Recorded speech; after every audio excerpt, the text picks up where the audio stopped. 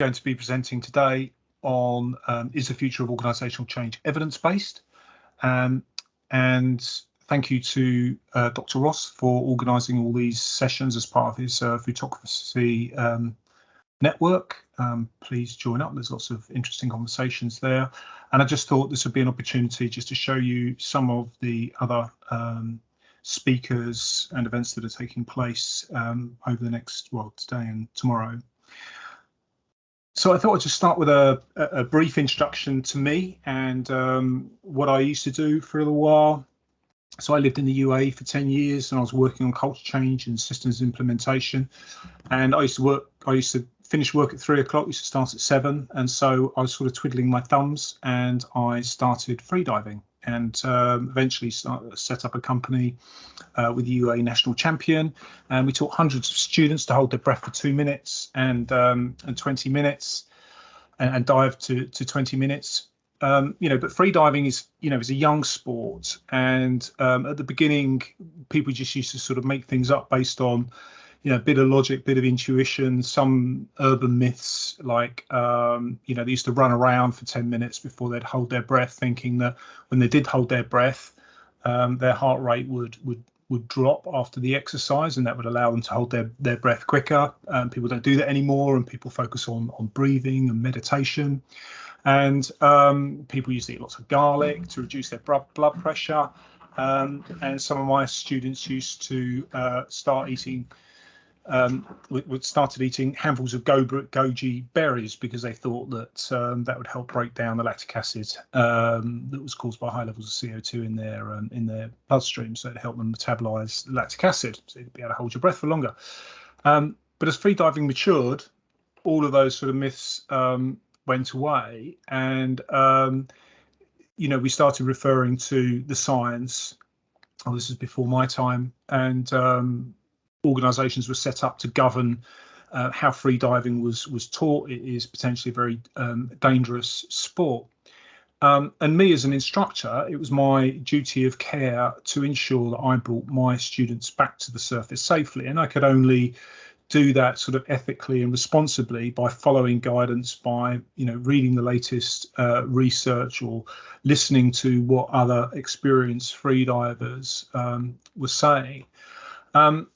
And I think that organisational change is in a similar place, that for maybe too long now we've been kind of making things up a bit, and I'll go into that in more detail. And there is plenty of knowledge out there that would help build a robust body of knowledge around organisational change, and I think also improve the likelihood of change success in organisations as well. And this is what I've been trying to do over the last few years. It's sort of been my dream for at least 10 years, and trying to build this body of knowledge. So you'll see where I'm going with this on my LinkedIn articles and posts, etc.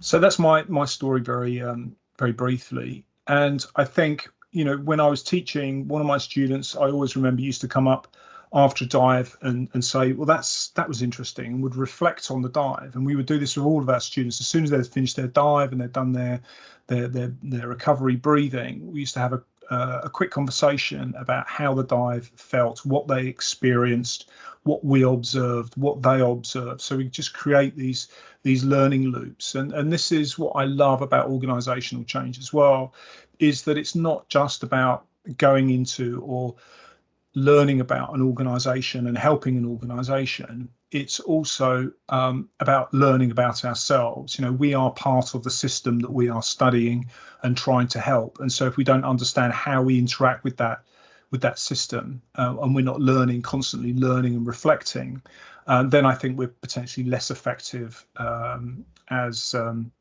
organisational change practitioners. So I just thought I'd quickly go through the agenda to give you some idea of where we're going, create a vision for the future, the next 50 minutes at least. I just wanted to go through what I think is wrong with organisational change at the moment, why we believe what we believe, the sort of mechanics behind that, and I guess a bit of neuroscience behind that, how we can go about changing our beliefs. And then I'm hoping by that stage that you're sort of asking, okay, so when can we start? When can we do this? So we'll touch on that, and then what can we do right now to make things happen and make our discipline that we all love more evidence-based. I guess the first question though is, why now?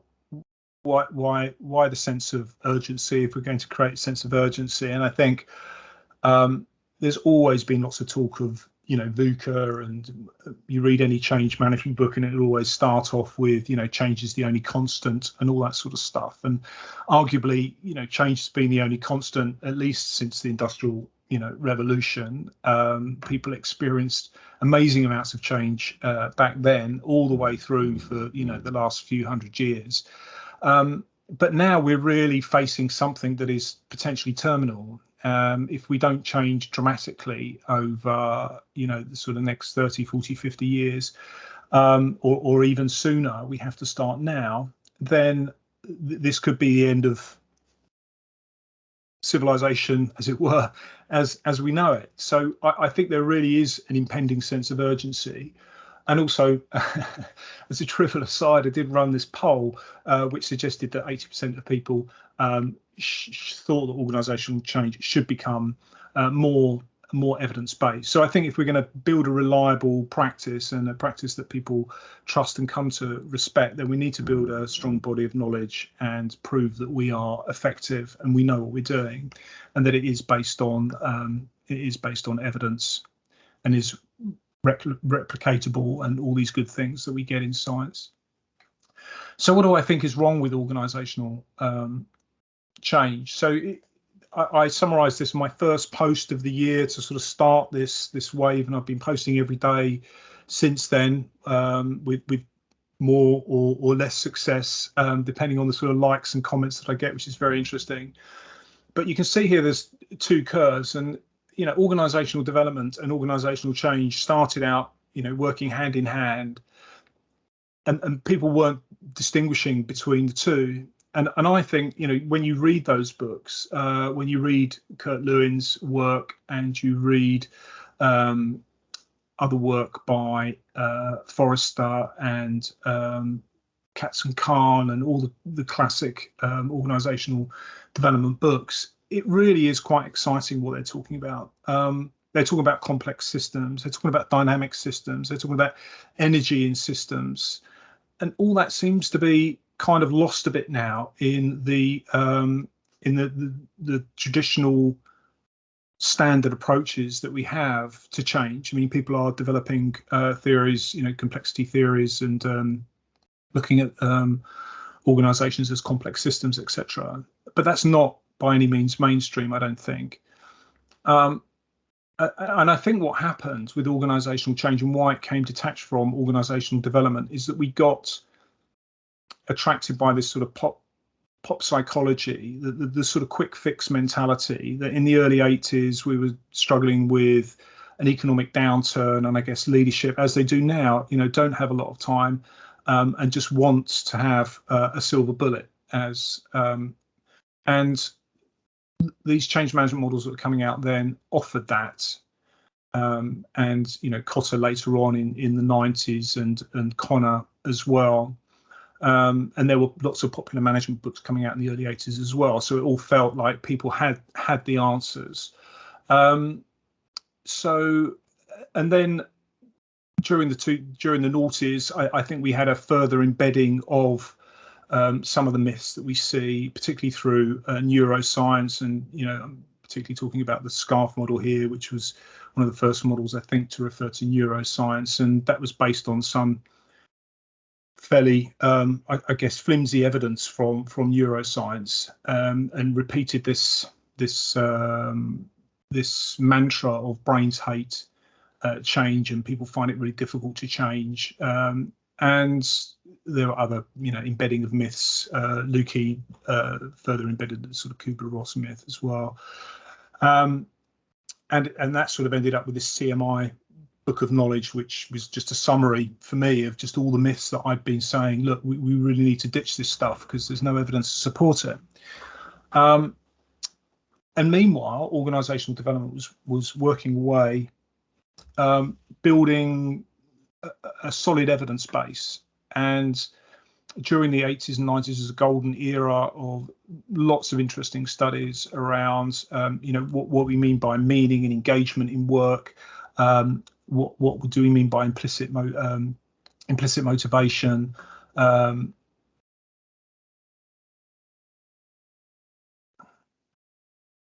With Ryan and Decky's self-determination theory, and then that was kind of solidified through a new process that was adopted by academics called meta-analysis, where you bring lots of different studies or lots of studies about the same thing together, and then use that to create a big pool of data where you could have tens of thousands of observations, hundreds of studies, and draw conclusions from that. And we see some very strong evidence coming out supporting self-efficacy, organisational justice, trust in leadership, psychological safety, all being really important for organisations that want to change and improve their performance. And we also, during that period, get a critique as well of some of the models, the popular models. So questions started to be asked around, Kotter's model, for example, and how important Lewin's model is to sort of Lewin's work, and whether it really is a cornerstone to all of his other work.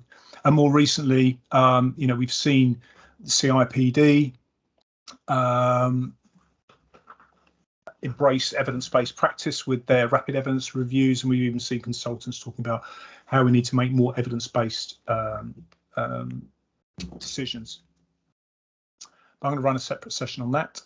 And these are just my change management assumptions, which I've hopefully you've read some of these or seen some of them. So I've adapted this from Samantha Gushel's paper on is bad management theory destroying good management practices? And this was a critique at the time of management schools, with their sort of materialistic worldviews. He was arguing, focusing on profit generation, and that he felt that they were undermining managers' positions. And what he was saying was that business schools have this sort of pretense of knowledge, and their beliefs unchallenged and very simplified sort of models of the world. And potentially this is what we see during the 1980s, when we're talking about the previous slide about the popularization of change management methods and general sort of rise of pop psychology. And this has led to negative claims and poor quality theories and behavior that just reinforces those knowledge and beliefs. And I'm suggesting here that this is the same that's happened with organizational change, that the theories are based on sort of halo effects and silver bullets and solutioneering and a lack of evidence, disproven theories, etc. And this creates, this self-fulfilling prophecy where experiences are fitted into disproven, poor quality theories, making us blind to the underlying structure patterns within organisations, creating a stagnant sort of body of knowledge. And what I'm trying to suggest is that we move to a more scientific mindset where there are clear definitions, beliefs are bounded by physics, that we validate measures, we make testable claims, we interpolate information within our discipline or similar disciplines, rather than taking, let's say, experiments on rats or something and extract, as neuroscience has done, extrapolating that, as some people have done, into the world of organisational change. And hopefully then this builds a body of knowledge that we're constantly testing and challenging our assumptions and our intuition, that our beliefs become challengeable because they're based on sort of logic and objective theories that we can then challenge each other on. And the claims are sort of based on reasoned truth, with a high quality of evidence, and theories are constantly being revised, and then we get this behavior of experimentation where we're constantly using that experimentation to feed back into a more robust body of knowledge. And I'm just saying here that experiences are used to challenge or confirm theories, allowing us to see underlying structures and patterns within complex situations, helping us to build a robust body of knowledge. And today I posted, that's Tuesday, I posted this, which is a summary of an article by Adrian Furnham, who is saying that theories go through this 6-stage process, and it starts off with some academic discovery, suggesting that there are some tenuous sort of causal links between two factors that's maybe relevant to work situations, and someone then summarizes that in a blog, and that becomes popular, and then there's a TED talk and a book, and then the consultants get hold of it and package it and sell it, which is the sort of solutioneering. And then there gets this sort of cult-like following behind it, where everybody's talking about it, and your LinkedIn feed is constantly popping up with articles about it. And then people actually realize that when they look back on the study, maybe it can't be replicated, or the effects aren't as strong as people originally thought. And so there's this sort of doubt and defection. And what I was claiming in my post is that growth mindset has gone pretty much through this process, and has a sort of cult-like following, and people find it difficult to challenge their beliefs because everything is telling them that the growth mindset exists and that we can use it to change our culture. Microsoft have used it, so I can use it, and that puts practitioners in a difficult position, I guess, because you've got organisations that are demanding this, and practitioners are saying, well, hang on, the evidence doesn't support it. And lastly, in this set of slides, before we break, I'm just suggesting, I mean, the evidence here is saying that actually change, organizational change implementations are, projects are becoming more successful through time, but this success rate does vary between 90 and sort of 15%, which is such a huge variation. It's a bit like saying it varies between 100 and 0%, which means that we don't really have any idea of what the success rates are going to be, because they're so variable. And I would argue that this is because we don't have a solid body of evidence. We're really not quite sure whether the change that we're going to be implementing in an organisation is going to be successful or not, and we don't really know whether previous change projects have been successful or not at all. So we are what I'm arguing is that if we have a robust body of evidence, then we should be able to come up with a better statistic around and build confidence in our clients about what is working and what isn't working. The next session was just on why we believe what we believe, and I posted about this as well, and there was a few sort of thoughts exchanged, and I was just suggesting that our beliefs consist of sort of logic and intuition and evidence that we gain from the world around us through our senses, and also our beliefs are determined by the system as well. And there was an interesting post today where somebody had just been qualified as a change practitioner, and their first post was the Kubler-Ross curve, and then everybody sort of waded in and sort of said, well, the Kubler-Ross curve is not a change curve, it's a grief curve.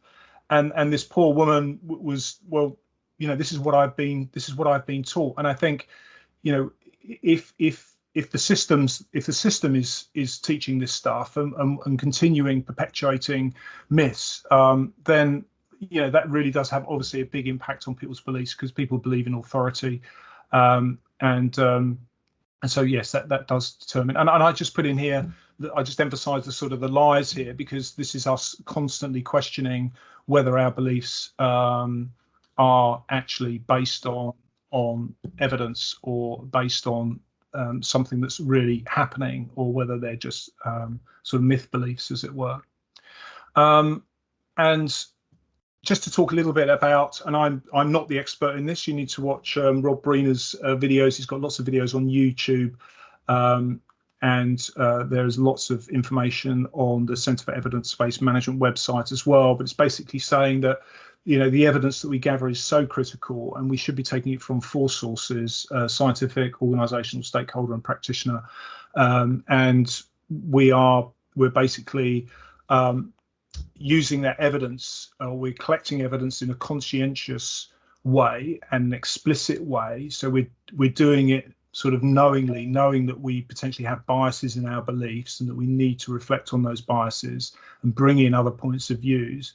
And it's also judicious in that we're not just picking up something randomly on the internet and reading it and saying, oh, it doesn't support my view, and putting it to one side. We are going to reputable places for the evidence and really sort of questioning our beliefs, and that we're using these multiple sources, and then we go through this process of, you know, asking what is the issue that we're trying to solve within the organisation, acquiring knowledge or acquiring evidence that's relevant to that particular issue and that context, appraising it, judging its trustworthiness, aggregating all that information, and then applying it, coming up with an intervention, saying, right, let's give this a go. This seems to be the most likely solution to the issue that we face, and then assessing the impact of that, and then going back and starting again. So again, you know, this sort of non-linear loop is there again, these sort of learning loops. And this was one of my least popular posts. Was a video trying to explain how we acquire beliefs, and this is what neuroscientists are sort of saying, and it's called process of Bayesian updating, after the sort of minister and statistician Thomas Bayes, who wrote about this. And please watch the video for more detail. But basically, you know, we go into organizations, and this is, you know, the actual view. There's no truth or sort of reality here, but this is our most likely situation potentially that organisation is in, and we go in with our quite limited view potentially of that organisation, our knowledge, our experience, and this is our sort of current model of the world, and we then go out and collect all this evidence, or, you know, there's sensory input as we're walking around the organisation. We get a sense of what's going on as well. Gutau talked about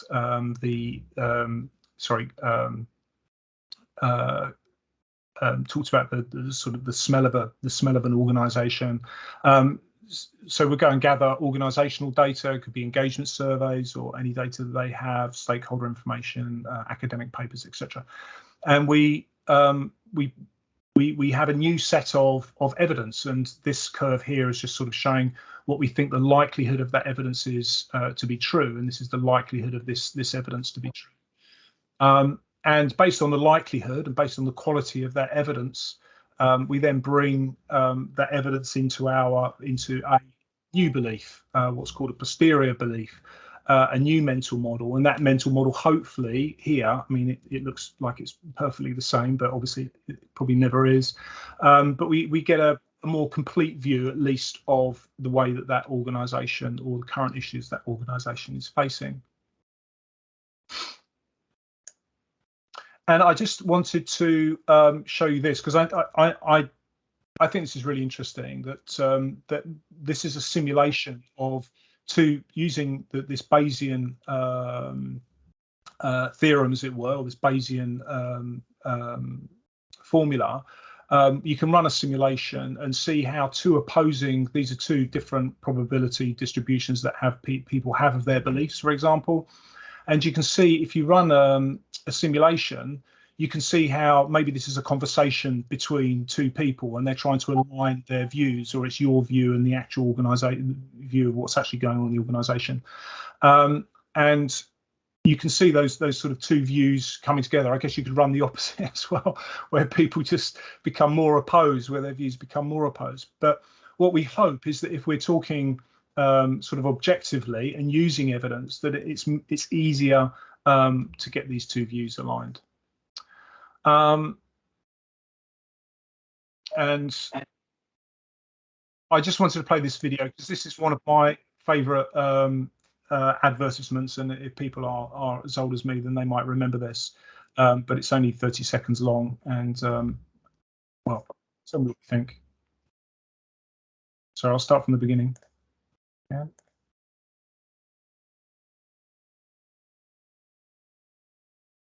Sorry, I've got a lag on this. Not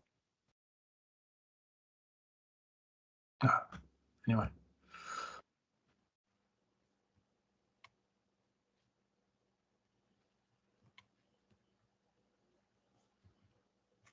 And I mean, for me, that just I can play it again. But for me, that just sort of summarizes the evidence-based approach, that it's only when we take these different sources of evidence that we get a complete picture of what's going on, and we challenge our own bias. So how should we challenge our beliefs? And I guess this might be quite challenging in itself for some people, I guess, on the call. And I'm going to directly challenge some of the models that are there, and I've written about this. That that fundamentally they're not evidence-based. So there isn't so Beer and Nittin's article, for example, on cracking the code, comes from case studies with no reference to any theories in psychology. And these guys perpetuated the myth around the 70% failure rate as well. And the biggest thing here for me is Cotter, for example, doesn't reference a single bit of research. So when we talk about change, we talk about motivating people, and yet there's 30, 40, 50 years of research into motivation theory, and it's not being mentioned in any of this work. And sometimes when it is, like Adkar's model, where they talk about expectancy theory, I mean that's an outdated theory when the book was written. So sometimes I think people are just using theories, and Simon Sinek did this in his book, Start with the Why, as well, that people just select information that seems to support their view. And then we get these extraordinary extrapolations as well, and this particularly in neuroscience, and you see people writing books on the organisation of the neuroscience of organisational change, and the SCARF model as well.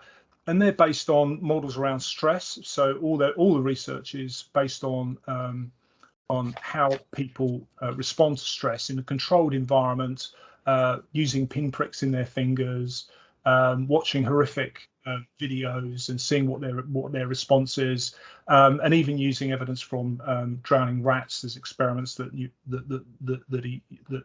force rats to almost drown, and it just doesn't seem relevant at all to extrapolate from that. It doesn't seem reasonable to extrapolate from that into some sort of grand theory for organisational change. There's also things about data delusions as well, and there's a great book called the Halo Effect on this, and you can read more about that. And it's just using data in the wrong way. So simple things like claiming causality when it's just a correlation or association, for example. And the sort of gloomy visions as well. I mean, I get quite hung up on Connor, who wrote Managing the Speed of Change, who talked about I'm just looking for the exact quote here. In the Managing the Speed of Change, he suggests we need to orchestrate pain in organisations to get people to change, and that just doesn't seem right. It just doesn't seem ethical. And yeah, Shen writes something similar as well that we'll come on to, or Shin writes something similar as well that we'll come on to. And they are very project based. They're very linear, and we've been talking about learning loops here, and that that change isn't is a sort of a looping process. It's a dynamic process, and then we get these sort of self-fulfilling prophecies, which we talked about earlier. And also there's an issue around, you may have seen my post on this as well, that even at an intuitive level, if I'd never done a change project before and I was going into organisation, I would probably ask the question, so what's the problem we're trying to solve here? And that doesn't seem to come out very strong at all in Kotter and the ADKAR model, and the most popular models. And then maybe another, intuitive guess would be, well, when we do have a success, we'll tell people about it. We'll reinforce the change process with short-term wins. And yet all these models don't cover that. Cantor's 10 Commandments, Judson, Kotter and ADKAR do. So there's lots of gaps in these theories, and I think it's a little bit unfair. Some people will say, well, we learn all these theories and then we cherry pick the bits that seem to fit an organization. But I think it doesn't address the problem of just having lots of theories out there with none of them really being tested and none of them really covering sort of all the bases. And we can't expect people to go into organizations with all these models in their head either, I guess. So yeah, I think bringing all this together, which is what Stout and Russo tried to do in this paper, was potentially a useful exercise. And something that I'm going to post tomorrow as well was just, how do we spot dodgy concepts? So, if we see something that's being, blogged about or written about, it's got to be logically possible. If I went to an organization and said, right, you don't need teams anymore, we're going to start communicating using extrasensory perception, which is what Daryl Byrne sort of wrote a paper about in Cornell University, suggesting that he'd discovered extrasensory perception, and then when they ran further tests, they couldn't replicate his results, maybe unsurprisingly. So whatever we're talking about has to be logically possible. It has to be within the realms of physics. It needs to be clearly defined, and we'll come on to that in the next slide. We need to create sort of meaningful measures. And by that, I just mean, say you take change readiness, for example, there's 43 different measures, different instruments you could use for change readiness, and seven of them have sort of reasonable validity. And arguably the best one is based on individual readiness, but then we might not be wanting to assess individual readiness. We might be wanting to assess organizational level readiness. And so, we use different measures for different contexts, depending on what we're trying to understand. And there's this sort of predictive validity as well. And I know it will put some people's backs up maybe a bit, but my view is that at the end of the day, we're going into organizations and we are making causal claims. We're saying that, doing X is better than Y, and we need to be able to justify why an organization is spending money on a certain intervention because we think, as the organizational change expert, that it's going to work. And so it's a causal claim, and it's not we're not trying to predict exactly what's happening. We're talking about likelihoods here. So we're saying that it's more likely that this will happen, and this is what evidence-based change, evidence-based practice is all about. And at the end of the day, it's got to be ethical as well. And maybe this actually should be the starting point that we start with, is what we're trying to do really, really ethical. And this is just on that measurement point that do we really know what we're talking about? And when we talk about urgency, creating a sense of urgency, Connor, it's a starting point, and it originated from Phillips' model in 1983. We talked about there should be a strong, wide-held felt need for change. And Shen also wrote that we should sort of destroy and undermine people's attitudes and beliefs before we can start change. And he's coming from his background was in doing studies on prisoner of war guys coming back from China and talking about the sort of experience that they had there, and they were using brainwashing techniques and stuff, and so that was his kind of background. I'm sure he sort of softened his view later. So we get this sort of big spectrum, broad spectrum of what we mean. And if we were going to go into an organization, right, and say we're going to create a sense of urgency, which level are we working at, and how would we measure that, and how would we know that we've created the right level, and how do we know that we're not actually putting people's well-being at risk by doing this? And also, I just wanted, before our next break, I just wanted to point out, that we're not the only ones here struggling with this. That actually in medicine, only 14% of doctors say that they regularly update their knowledge, sort of monthly, I think it was, with the latest evidence.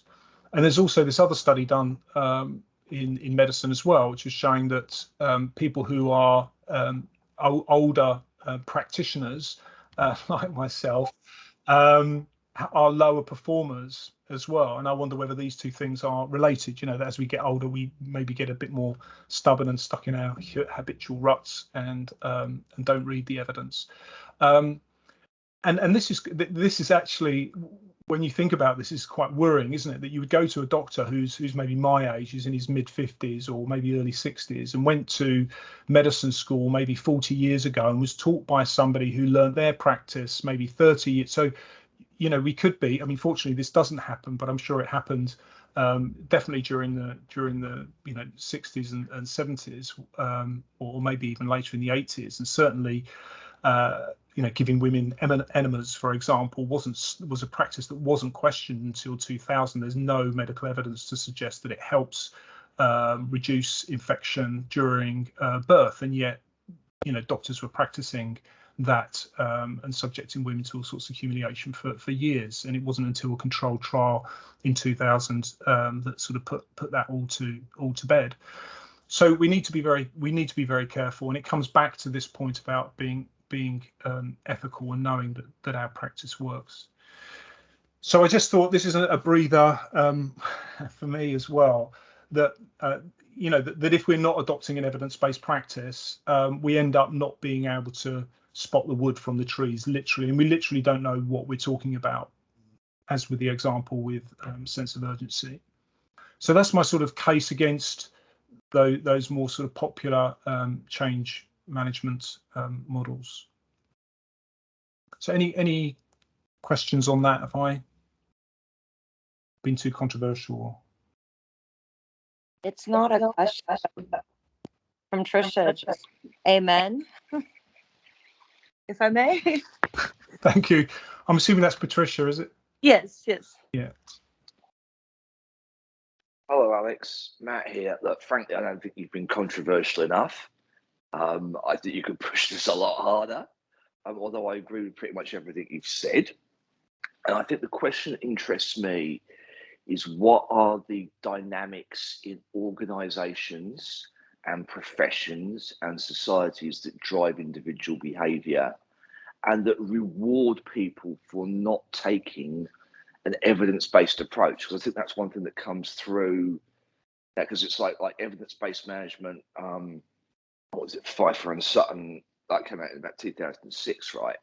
And I think some of the interesting things from people like Rob Briner in the Centre for Evidence-Based Management is why it's been so hard to try and get what seem like fairly sensible perspectives out there and enacted. So in summary, the question I would put is why? Yeah, and I think, Rob talks about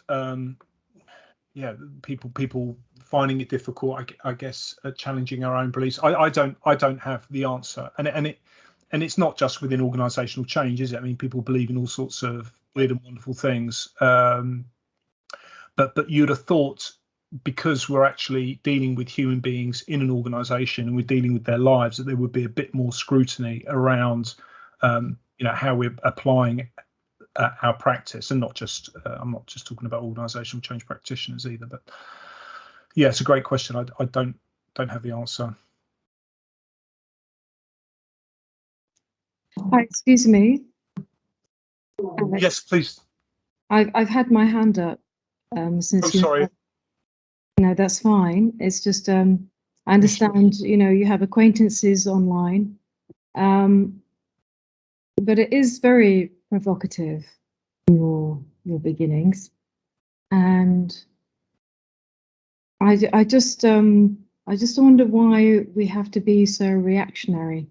This is the feeling that I'm sensing from your introduction. What can you? I noticed there's no chat function here. Yes, sorry, that's not deliberate to stop you from challenging me. I think it's just the way that and I could sit here and fiddle and try and get the chat function on. But that in itself is really interesting that you mentioned that it's challenging you. You know, what about collaboration? What about, you know, just simple having a conversation? It's almost as if I feel like you're almost representing some of the bottlenecks that we do have in organizational change. I mean, you're presenting right now tonight, and I can't even see your face. All I can see is your lips move. There's no function to chat or converse with other members or participants. You know, I put my hand up right at the beginning, and it was completely ignored. So I just would like to pose those insights to you, Alex. Thank you. And that's not, hopefully not a reflection of me. That's a reflection of my sort of digital incompetence rather than me being reactionary. The camera seems like it's fallen down, and I'm not sure how to get people's comments in the meeting. But I am having these breaks. We are having these breaks as we go through, so we can have a discussion, and I hope people start at the end, stay at the end for discussion as well. I guess in terms of me being reactionary, I guess I get quite emotional about this. I care about this. This is my practice. And when I see people on LinkedIn who have just come out of a change management course and post a Kubler-Ross curve, which has no relevance to organizational change and only works 10% of the time in grief, in the practice, you know, people who practice grief counseling, and even in grief counseling, it's not used anymore. This person is made to look, you know, it's quite humiliating for that person to then have lots of people saying that what you've been taught is completely wrong. And I think, you know, that's something that we should get emotional about, and I think it's something we should get frustrated about. You know, I hope I'm not overburdening you with that, but yeah, I do find it frustrating. I don't know. I'm just being honest with you. I'm not with potential clients now. It's a sweeping generalization, and I really respect it. The thought that you're overburdening me, trust me, Alex, you're not at all. I just thought I would share those insights with you. Okay, going forward. All right. Alex, this is Michael Flanagan. You know, the old axioms, all models are wrong, some models are useful. I'm kind of using some framing here in trying to understand, you know, sort of your comments, and it looks like you've made a pretty good case for maybe some of the inadequacies of the models, but some of these I think can be useful. What do you say? Yeah, no, and this is what the Stoughton paper says, is that, you know, some of what we have is aligned to what the evidence is telling us, but the point is that that's been kind of done retrospectively. We didn't build these theories based on scientific methods or an evidence-based approach. So it's luck that we have some of this stuff, and obviously it's not luck because, you know, Cotter and all these people who've written these books worked in these organizations, but the trustworthiness of what they're basing their theories on, i.e., you know, case studies from a limited number of companies, isn't robust enough for the kind of body of knowledge that we need for our practice, I don't think. So I have no doubt that some of these things work, and that's why we looked at change success rates in organizational change have actually fallen, you know, since the 80s. Alex, if I can say something here. It's very easy for people to challenge you and critique you. because you're challenging, maybe for some people, their own view of the world. And Ross and I, when we started the Foodtocracy platform and the approach, we got all sorts of abuse because we were challenging assumptions about organizations that people had nurtured for a long time. And like you, I'm getting old in the tooth. I'm 74 next week. And so I've seen a few changes in the world of OD and the commercialization of change management that you've admirably shown here.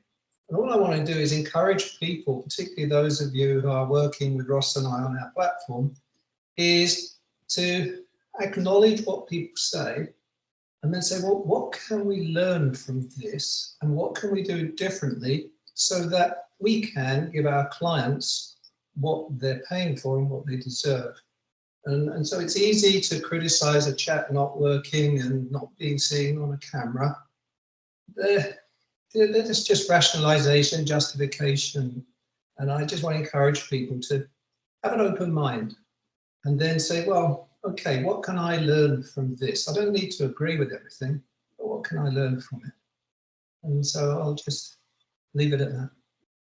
Thanks, Reg. And that's honestly what I'm trying to do through my LinkedIn conversations and everything. I've had a few flare-ups, with people who, maybe I've written things in the wrong way. But yeah, that is really the spirit of what I'm trying to do here. And I guess I'm long enough in the tooth as well to know that just by directly challenging is not going to change people. I'm just flushing out ideas and hopefully using the evidence to challenge your assumptions. And I think, if we can't change as change practitioners, then nobody can. And I think the more we understand how we change and what it feels like to go through that process, the better, I think. So when can we start? Sorry, Michelle, go on. Yeah, can I just come in because just in response to Reg, of he's not registered because I can't see his full name. But I was not critiquing you, Alex. I was trying to help you in the sense that I'm a participant, and it would be great to just voice our view or have a voice, in the chat while you're critiquing various models on change. What Reg did say is about your ideas on change, and that's something that I didn't pick up on because all I was hearing was a critique. So in terms of ideation, how we're going to be looking at change in the next 10 years, what that will look like. We're all very, very familiar with all these models. And, the world is, evolving very, very fast. We've got a toolkit, a tool set of we've got so many tools, we don't know what to do with them. So what's your view on that, Alex? Brilliant. Thanks so much, Michelle. That's going to lead me into my next section. So, and thank you, Michelle. And yeah, it's sorry, Alex. Before the next section, a quick question. I want to ask: do you think that the fact that the science of studying human beings or studying behaviors, even amongst animals, it's highly contextual? I think that that's the fundamental problem that needs to be acknowledged, or this fundamental fact that needs to be acknowledged before we start talking about whether the theories, because like you rightly pointed out, in some contexts, these theories work. But considering the fact that the subject matter itself is highly contextual could be the reason why, at a large extent, we have so much failures, although in recent times things are getting better. And I think that is due to a lot of factors. We have more data, we have more disciplines, we have more focus on making sure that this discipline and this practice of ours is more structural and it's more trustworthy than what it used to be. So what are your thoughts on that? Thanks, Ken. Yeah, and I mean, I would just I mean, one point, I guess, take Kotter's model, for example, hasn't changed much since his original book was published in 1992. It just seems a bit ironic that we're using something that was thought about during the 80s and published during the 90s, and people are still using that now when we're facing potentially completely different set of issues. So in terms of context, I think, yeah, we're potentially using the wrong models, or models that are built for a different context. And yes, yeah, human behavior, I think, is highly contextual. But saying that, when you run these big meta-analysis over lots of different studies, we start to find, and I think psychologists have seen this, we start to find some basic human needs that are common across everybody. We like all to think that we're different, but in fact we have very similar needs, and organizations are no different. I think organizations like to think that they're all different, they're all facing different contexts, and there was some research I can't think off the top of my head that was showing actually that they're all facing very similar challenges. And I think you can see that with climate change, can't you? The challenge is the same for everybody. How they're going to go about doing it might be different. So I think there are some general things that you can, some general concepts that you can use, and we'll come on to that later. Okay, good. So thank you. Sorry, I just want to push on because there's a few more slides to go, and but I do appreciate all the questions. Just very quickly, I mean, this is nothing new. I think what I'm saying, this adopting a scientific mindset was something that the sort of founding thinkers of organizational development wanted. And I love this quote from Carl Rogers, who's saying, science is slow and fumbling, but it is the best road, the best truth, the best road to how we know truth, even so delicately intricate an area of human relationships. And I think that's a wonderful quote, and it shows the sort of the limitations of science and offering a scientific approach. And for me, science is just a way of accumulating knowledge, and it's just experimental, and we have our minds open and our eyes wide open, and we're constantly learning. In fact, we want to fail, because if we fail, we'll learn more. We don't want our hypotheses to always be true, and if they are, then there's probably something wrong with the theory, because nothing is always right. This is just a challenge. You can have a look at when you see the slides about sort of, if we're bootstrapping our beliefs, if we're starting from the ground and working our way up, what kind of axioms would we like to adopt? What would we really like to believe in that we think will create a sort of a more positive approach to organizational change? And there's just some things in here, even basic things like change is linear, that it's actually a series of feedback loops. So let's start building models with feedback loops. Let's treat things as systems rather than the individual. This is Prozine. ADCAR is very much change starts with the individual. Well, does it start with group dynamics? Does it start with organizational dynamics and social systems, and things are socially constructed? So to talk about the individual out of context of their context, or the system, just doesn't make any sense. So anyway, there's just a few challenges there. And I do love thinking about complex organizational change as or organizations as complex systems. And I think there's a lot in this, and there's a lot that we need to learn from this line of study, because it does give us, it does allow us to integrate evidence. So you can use evidence from neuroscience, and you can use evidence from, say, physics or biology or social sciences, to pull it all together to tell us what's going on with these systems, because systems behave. There are axioms that apply to systems regardless of whether we're talking about an ant or a human, or a cell in the way it acts as an organization. There are common themes that run across them, so we can start to integrate different areas and come up with a richer body of knowledge. I think that it does give us, complex systems does give us ideas around causation, that events happen because of multiple causes. They happen because of underlying structures. So if we want to get to the root of the problem and understand why certain things are happening, and why we're observing certain patterns, we have to get into what the underlying structures are. It requires experimentation as well. We need to understand the interrelationships between variables, and we can only do this. I call this sort of touching the blob. We need to touch the blob and see what happens when we touch an organisation with intervention. So we don't know what's going to happen. So we need to give it a go, see what happens, use that feedback to build up a picture of what's really going on. And this idea of prediction, I'm not saying necessarily we predict, but I am saying that as we build a better mental model of how the organisation's working, we can become more confident in the way that we are in the decisions that we're making, and give people that we're working with confidence that our change interventions are working, because we built up this.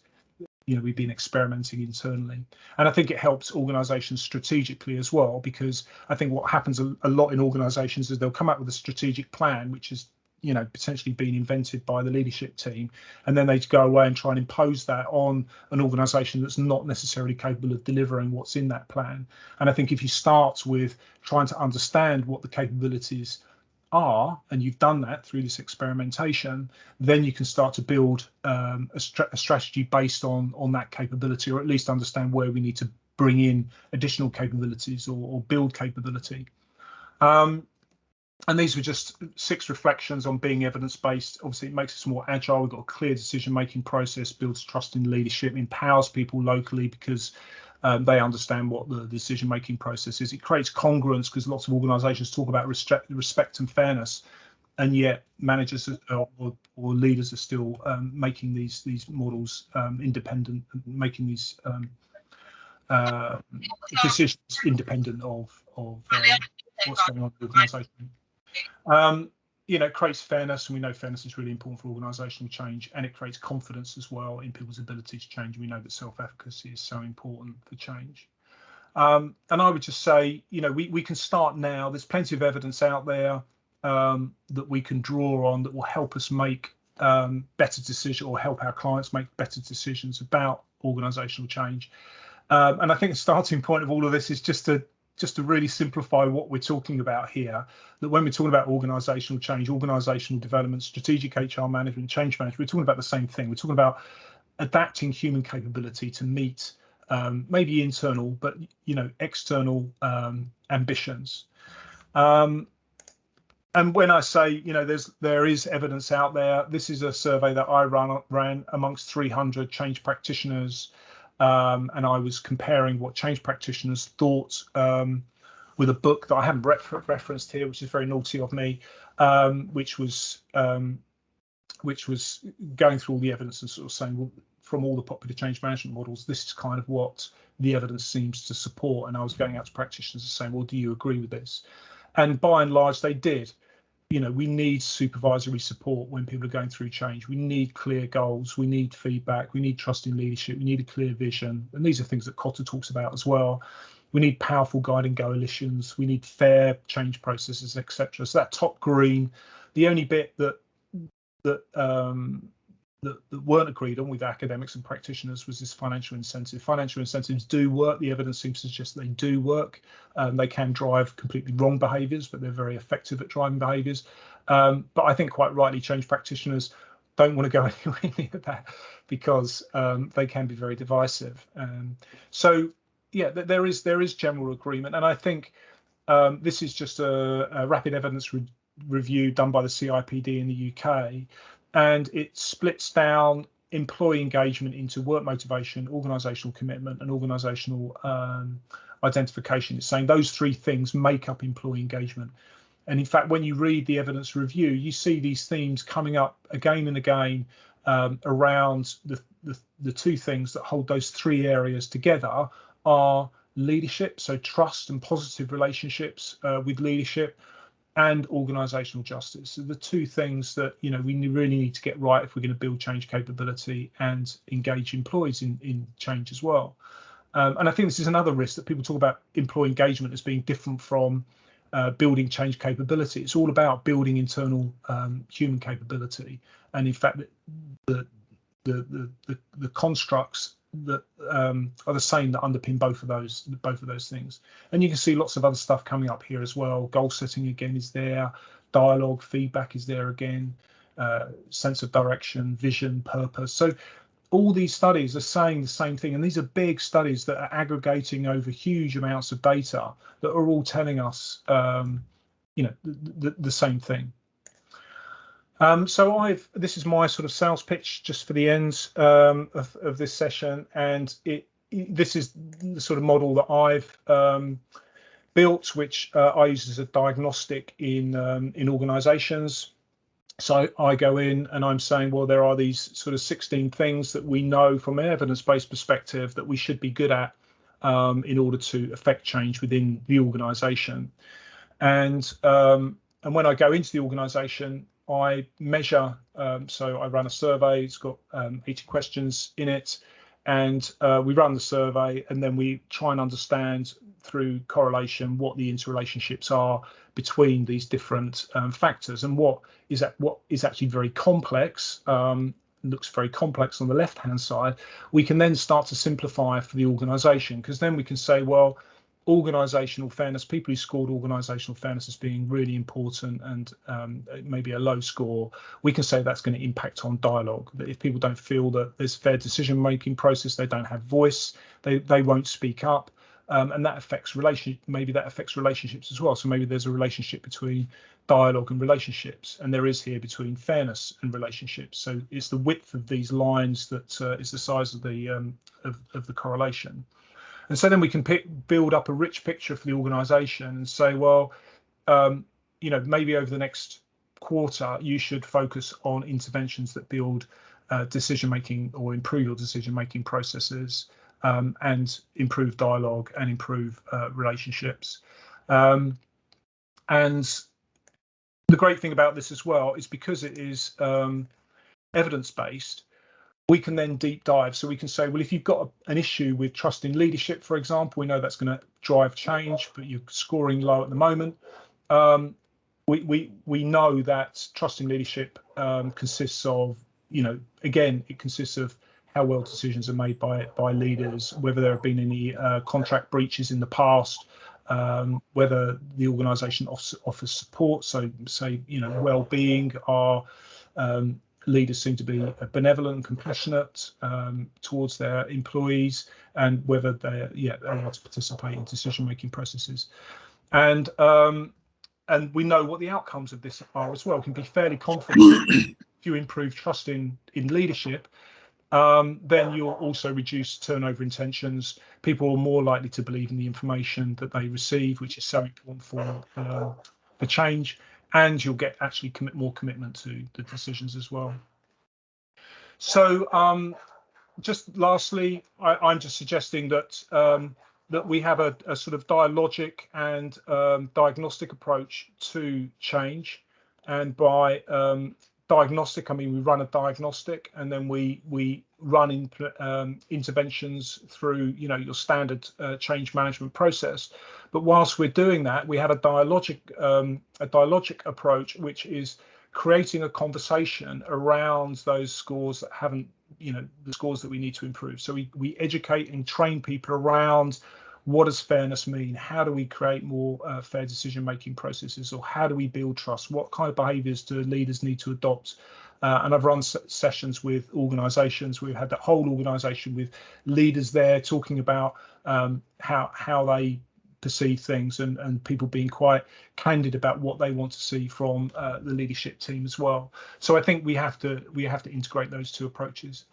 And just lastly, just for a bit of fun, I thought I would show you this, and I hope this comes up on my screen. Can you see that? Can see spots. Are they moving around? No. No. Okay. Unless it's an eye test. Yes, that's right. Yeah. Let's see if that works. Can you see that? Yes, it's moving now. Good. Okay. So I think this is a nice, this is a fun way where we can start control. If we know that there are certain variables that are going to affect organisational change capability, we can start playing with these.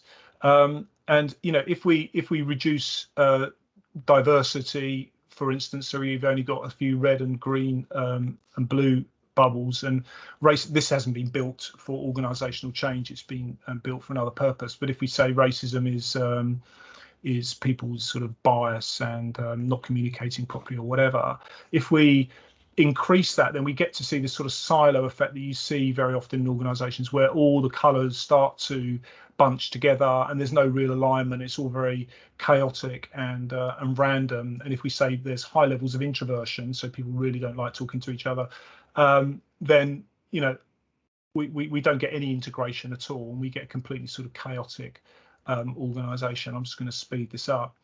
But if we increase diversity and we reduce, we get people talking to each other and increase sort of collaboration, and people open out, and maybe we improve psychological safety, you get this lovely sort of flocking effect. And this is built on what's called a flocking algorithm they use to say model Starling murmurations or whatever, or human movements.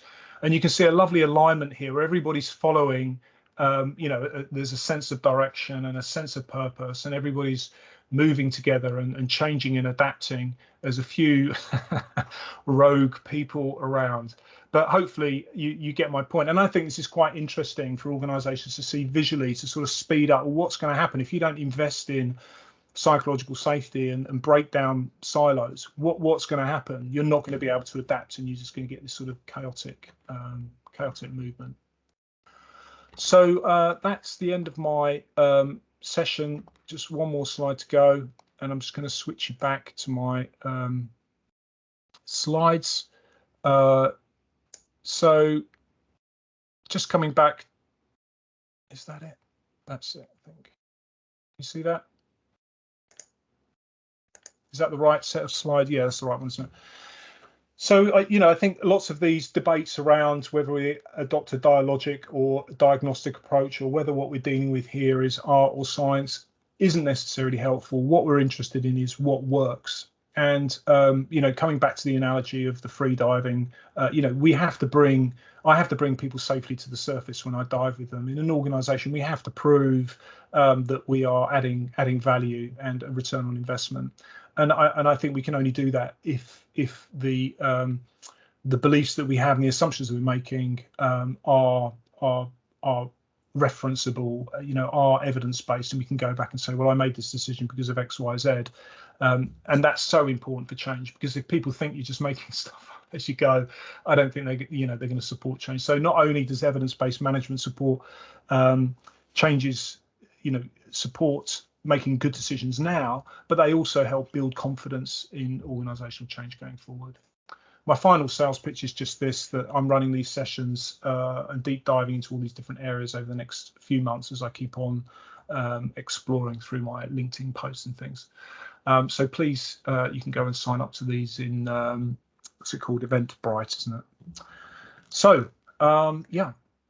Since we're recording, I should end, I guess, officially. So thank you very much all for attending, and it's great to see you all. And please keep on commenting and liking and getting involved in the debate on LinkedIn. Thank you. So yeah, please, questions. Alex, this is Michael Flanagan again.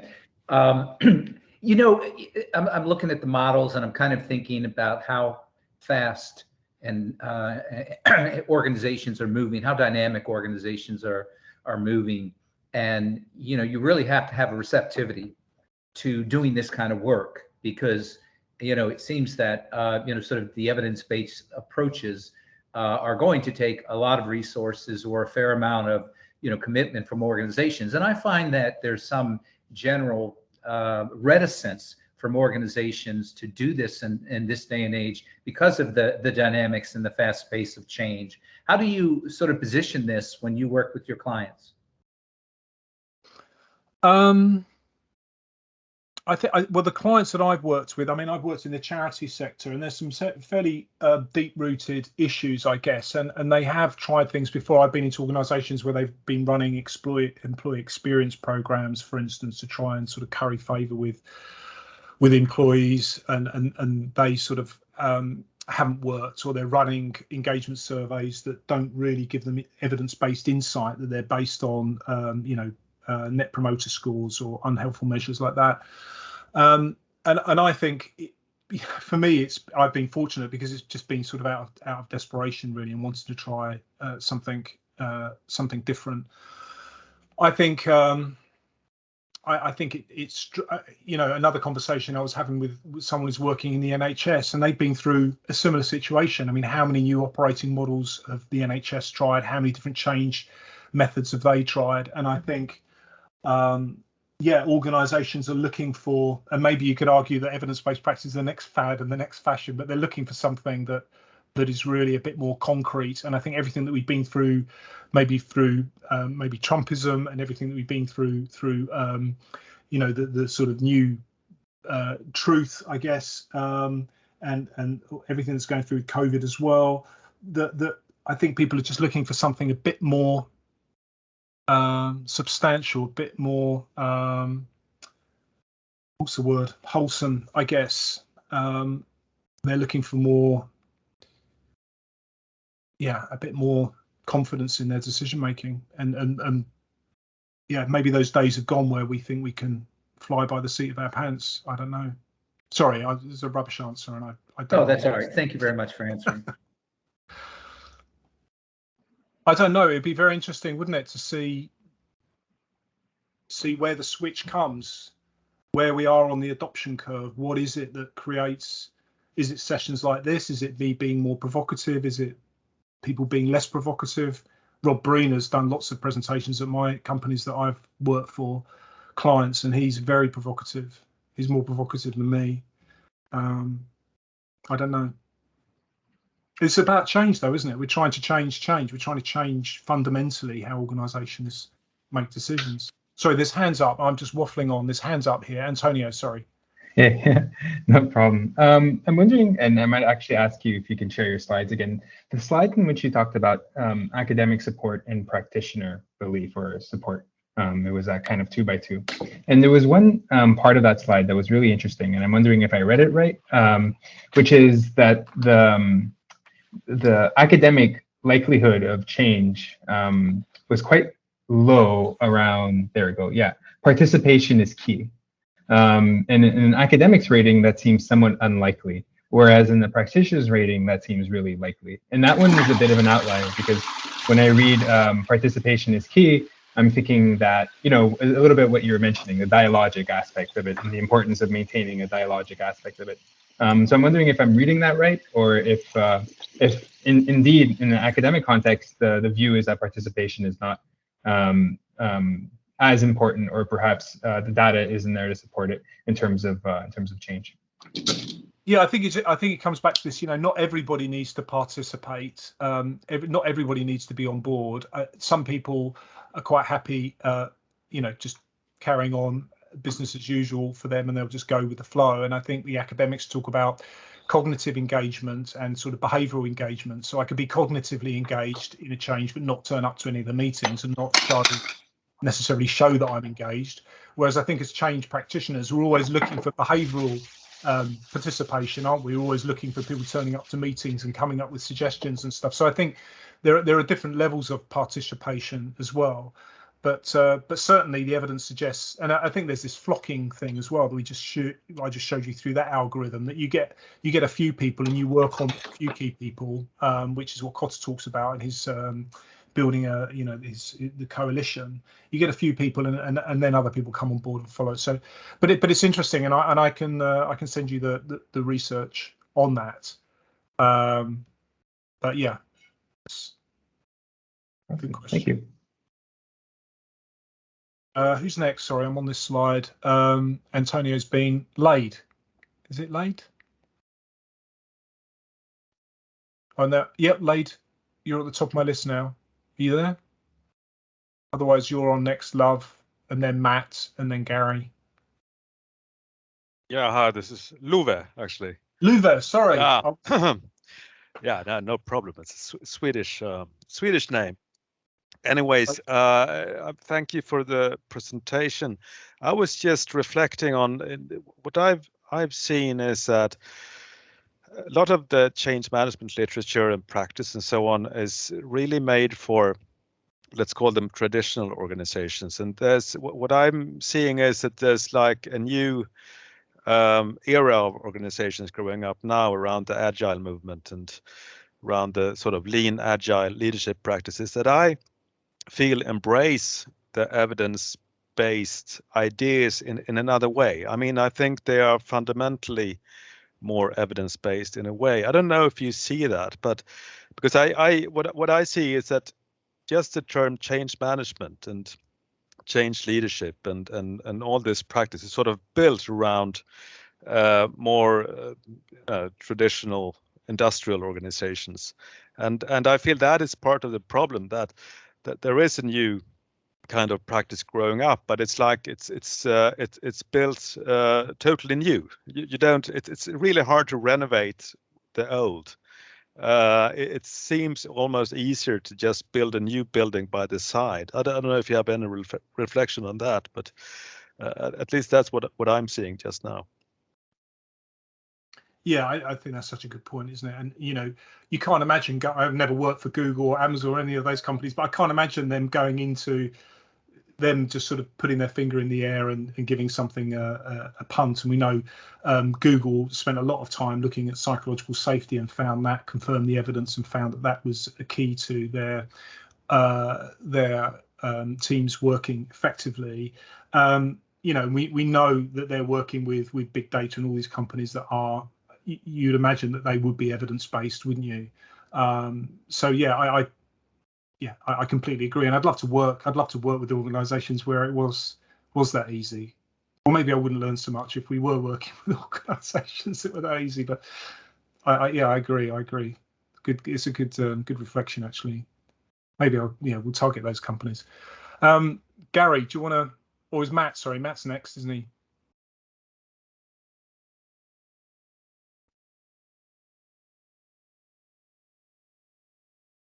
Or Gary, do you want to go? Because I don't know, Matt's there. Yeah. Okay. Am I good to go? Yeah, please. Yeah. Okay. So thank you very much. First of all, that was provocative, and it did fill in some blanks I had. And of course, you and we've been chatting on LinkedIn and having a conversation. And I look at evidence-based, but I kind of look at it in three buckets. So the first bucket you mentioned about, and I'll call it experience-based. So this is the idea of the 55-year-old, 60-year-old physician, your GP, that says, yeah, that's a science, but this is the way I do it because it works for me. And then you're sitting there as a patient going like, okay, and then you accept whatever he gives you. I'll call that experience-based. We can also say too that to a hammer, everything looks like a nail. And how often do we practice that? Even I do that at home with my kids. So now we move into evidence-based, and I see a bit of a can of worms opening up because we know why evidence-based practice came about because of experience-based deficiencies. So now we have to go search for the evidence. And that has become a real challenge because in some of the stuff I see, it's like you want quant data, and sometimes you get too much. It's not good or it doesn't apply. You get what you called, quite correctly, the correlation versus causation issue. And I would suggest that most of the popular business books that you read that start out the same, I've been a retired successful CEO for 5 years, and this would work for me, so I know it's going to work for you. If I read that in the first 3 lines, I put the book away and I won't read that book because I know what it's all about. But the big thing about evidence-based, and that's where the psychologists and medicine have hit, is the replication crisis. You can't go back and repeat the experiment again to see it because in social science, we don't have a lab that we can replicate. So all those things that we learned about the Hawthorne effect, we can't go back there and replicate those things. And even if we do replicate them, we may not get the same result. So if we are going to go evidence-based, and I'm not against that, I think we've got to, besides getting all the success stories, like here's where it worked, we also need to get out here all the research that says this is where it didn't work. And I don't know what's going to be published and what will come out.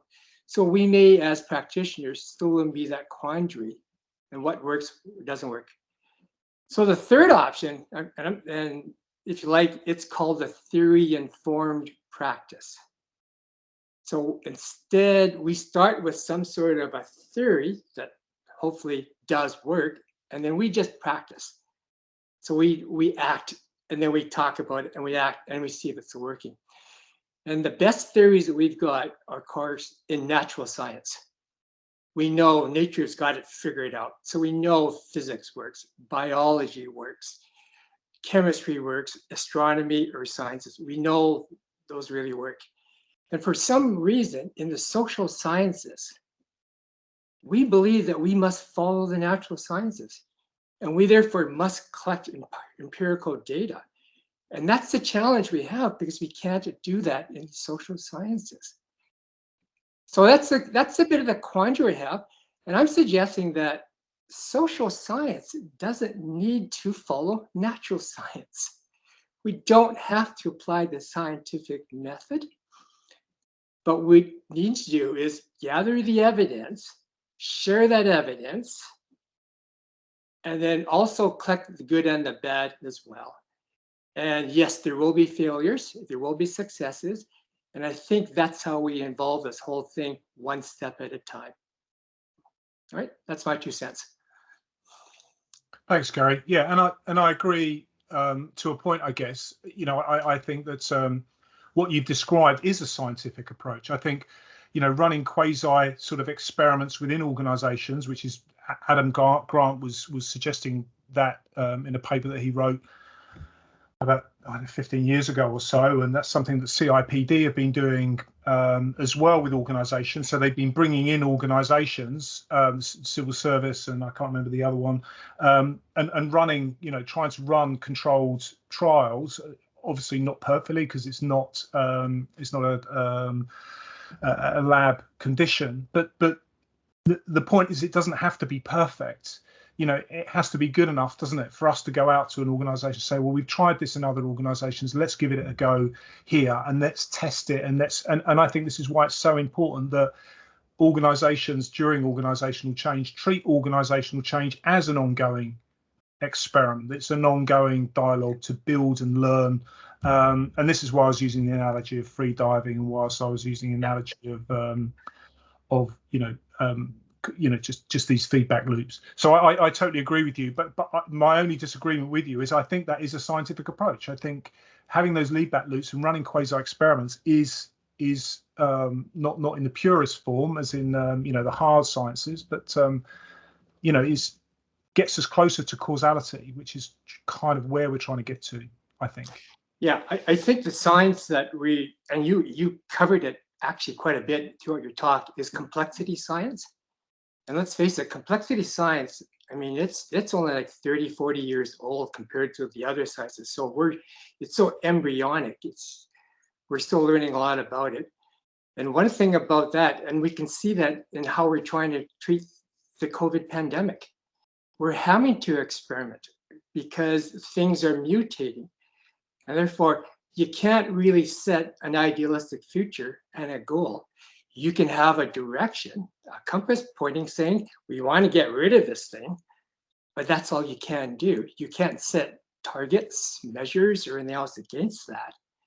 And you just really have to evolve. And as we talk about it, you just have to evolve the evolutionary potential of the present. You just got to stay there and just experiment. So I very much like the idea of experimenting.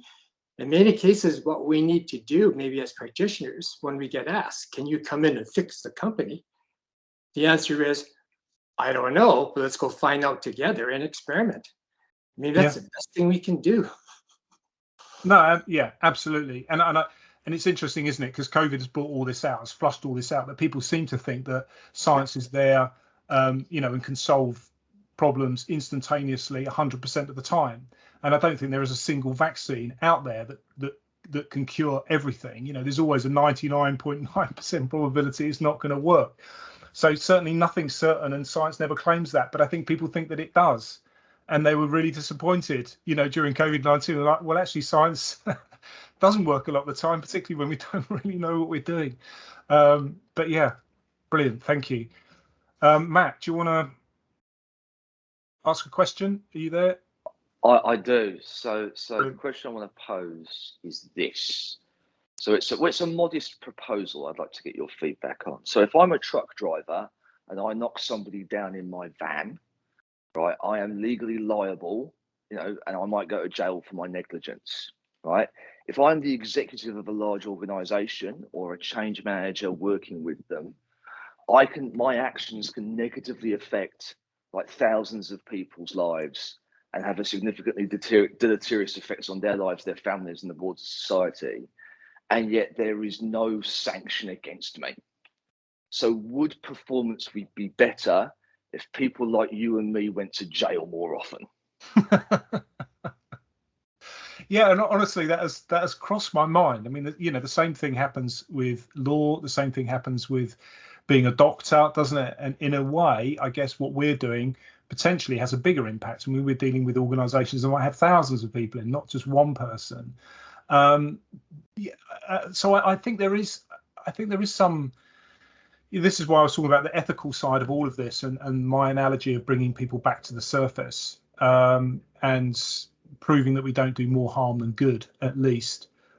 So yeah, I don't know whether I want to go to jail, but particularly if we're taking a quasi-experimental approach. But yeah, definitely take your point, and yeah, I don't know if there are any other reflections on that. Lade, I missed you before. Are you still there? Hey, I'm still there. Can you hear me? Yes. Have I got your name right? Yes, very well done. So hello, Alex. Hello, everyone. Thanks for everything you're sharing with us today. Just maybe 2 questions, but before those questions, very quickly, I just wanted to let you know that I've been facing some issues in my organization where basically reading some very old reports, I found out that some of the pain points that we are facing actually have been there for decades, if not longer. And I had the feeling that many of these topics have been always addressed in the same way. So a way for me to approach that was by looking through science to try to approach it differently, and also to look at systems thinking. You touched upon it, I think, a little bit in terms of trying to model and represent the causality between different elements to really nail the root cause and try to attack it. So what you have shown here resonates a lot with me. So thanks for that. 2 questions for you.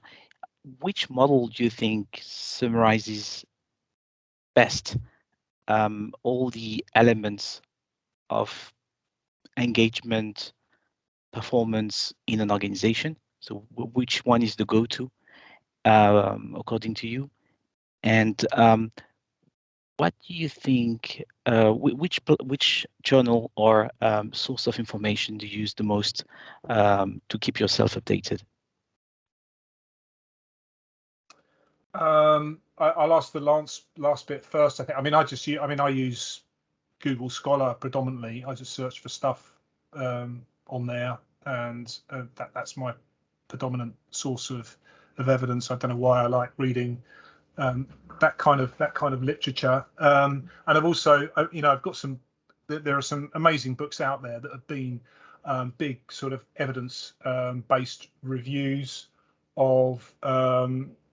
I'm just trying to look for one now, but over the last few years, there have been a few books that have reviewed all of the evidence around constructs within social psychology, within change management, and sort of literally ranked them, and sort of said, yes, this, you know, having a vision for an organization is number one. There's loads of evidence. There isn't actually, I can't think of another one, but managerial support, for instance, there's so much evidence. It's fairly concrete axiom that, you know, managers should support their staff through change. So yeah, there is lots of that stuff out there, and I'm a big fan of theory of planned behaviour, you know, an individual change level. I think it seems to account. It's got good explanatory power. I think there's a lot in clinical psychology that we can learn from as well. Cognitive behavioural therapy and motivational interviewing as sort of dialogic approaches to how you get people to change behaviours. You know, which is used in people with dietary issues or smoking or gambling or, you know, so there is evidence out there. I guess you could argue, well, it's not transferable, you know, into organisational change. At the end of the day, we're trying to change behaviour. I don't know, at an organisational level, which model? I don't know. My model, I don't know. Thanks a lot, Alex. Anybody else want to chip in on that? I mean, I love appreciative inquiry. I love appreciative inquiry. You know, I read books and you know, just, you know, it's like poetry to me. I love it. I'm not sure how much evidence there is out there to support it, and that's what do you think? If you don't mind me asking, Alex, what do you think of the book Primed to Perform by Lindsay McGregor? Have you read it? No, I haven't. No, send me the link, and I haven't. Sorry. Will do. Thanks again.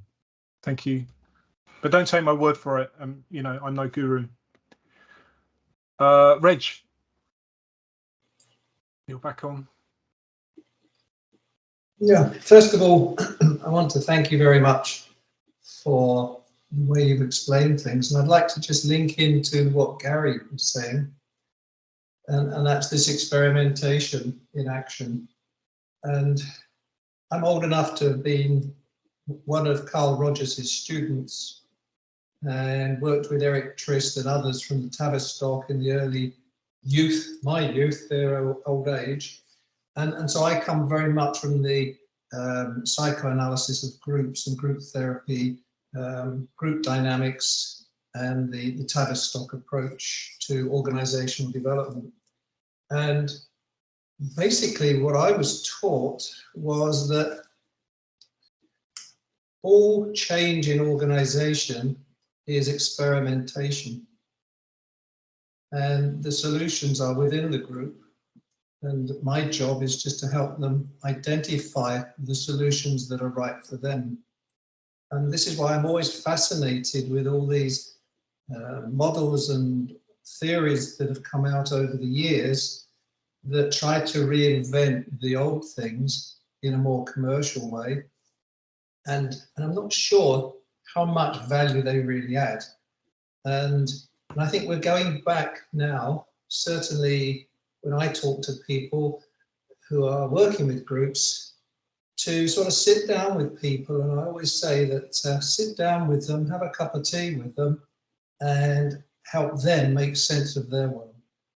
And if we do that, I think we're doing more justice, and the evidence unfolds in front of us, and we can help them make sense of it. And so that was reinforced for me just now from what Gary said.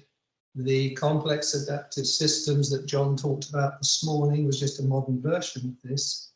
And your talk has sort of reinforced that view for me. So thank you. Brilliant. Yeah, thanks, Reg. And of course, you know, motivational interviewing is based on, you know, client-centered approach, which comes from, well, you correct me if I'm wrong, comes from Carl Rogers, and there's loads of, you know, quantitative data that supports interventions using the motivational interviewing, for example. So yeah, I completely.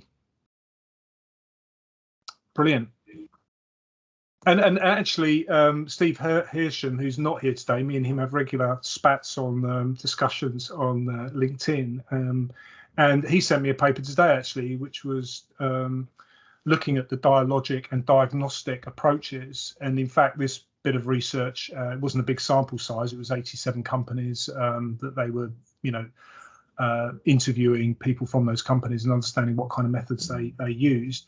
And they found that the sort of linear, non-dynamic traditional approach, which is called the sort of the diagnostic approach, you know, had a failure rate of 70%, which is the failure rate that we've seen banded around for years now. But if you combine a diagnostic approach with a dialogic approach. So if you go out and do a diagnosis, understand what the issue is, and then create conversations about how you can repair and improve, that amongst these companies had a 93%. Don't quote those numbers at all, but I think it just lends weight to the fact that whatever we do, we should be buying our knowledge from all these different areas, really. And it's really just about, you know, what let's use what works, not what we think or what our bias is. Brilliant. Thanks, Reg. Gary, you want to? Yeah, just want to follow up on what Reg says, and also what you did at the beginning as well, Alex, where you showed the different sort of presentations we're making during this 3-day conference. So I don't want to call this a shameless plug, but this is a shameless plug. On Thursday, on February 3rd, what we're going to do is take that idea of complexity and take it forward. Because our view of, if you're going to experiment first of all by having a map. So we're going to show how we can gather stories from the organization and actually create a visual map that we can put in front of decision makers and say, this is your culture. You can visually see it now. Where would you like to start experimenting? Because your experimenting will be based on the stories generated by your employees. So we're trying to take the guessing out as much as possible and use basically engaging the employees in a whole different way. So that is a bit of an interactive session we're going to have. And if anybody would like to join us, just please sign up for it. We're asking you, if you can, because it's on Thursday, go into the collector we have online, enter a story, and then what we'll do live, we'll show you how your story shows up on the maps. So again, this is maybe a different way, a newer way. Gary? And it is kind of a theory-informed practice because it is based on complexity science. Which session is that, Gary? It's one. It's called Purpose alignment. No, sorry, no. It's the one about taking a human-centric approach to safety in police and community. And the reason why it's probably not the best title, apologize for that, is because this is a real live situation. So this is an application. And we're actually using, as Nancy will explain, the local police office, actually police leaders and the community, and looking how we can gather stories for that community. And I love your idea of that little map that you showed where the different things were bouncing all around. That's what we're really talking about as well in those maps. How can we bring those people together? But more importantly, as opposed to bringing people together, we also want to see where the outliers are. Because maybe those outliers, they're the ones that have got the real novel new solutions that we got to look forward to. All right, so again, thanks very much for that. And hopefully you can join us on Thursday. Thanks so much, Gary, for your plug.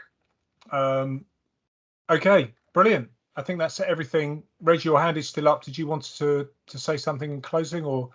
Well, as Gary's made a plug, come tomorrow at 4 o'clock European time to look at power and control in organizations, because I think this is also a very underestimated area in organizational development. Brilliant. Thanks so much, Reg. And it was wonderful, well, Gary and Reg as well, to meet you. And Eduardo, I know we've had exchanges as well. It's lovely to see you on the screen there. And yeah, lovely to see everybody else. And thank you so much for your contributions. And I think it's been a great conversation. I hope it has been provocative. And provocative propositions is actually part of the AI methodology as well. So it is a dialogic approach to change. So yeah, hopefully that has been a little bit successful. So brilliant. Thank you. Thanks so much, guys. Thank you, Alex. I missed part of the presentation, but thank you very much. Thank you. Cheers, Eduardo. Bye-bye. Thanks, You, Jen. Alex. Bye. Thank you.